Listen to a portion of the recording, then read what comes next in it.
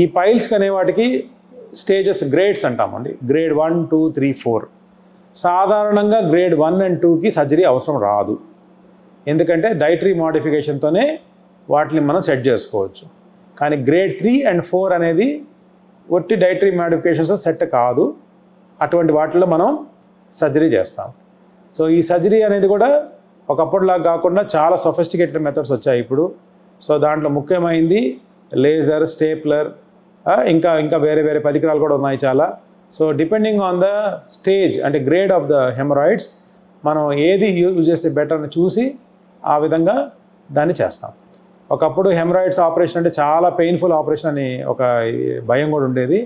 ఇప్పుడైతే మాత్రం మనకున్న ఫెసిలిటీస్, ఇప్పుడున్న ఇన్స్ట్రుమెంట్స్ ప్రకారం చూస్తే ఆ పెయిన్ అనేది చాలా చాలా చాలా రీజనబుల్గా, ఇన్ఫ్యాక్ట్ డే కేర్ ప్రొసీజర్ కూడా అయిపోయింది. అంటే చేయించుకొని వెంటనే ఇంటికి పోయే పరిస్థితి కూడా చేస్తున్నాం. మెడ్ ప్లస్ లో అదే మెడిసిన్, అదే క్వాలిటీ, మార్కెటింగ్, డిస్ట్రిబ్యూషన్, ఇంకోటి అంటూ వీళ్ళకి అదనపు ఛార్జీలు ఉండవు. అందువల్లే 50 to 80% డిస్కౌంట్ లో మనకు అందిస్తున్నారు.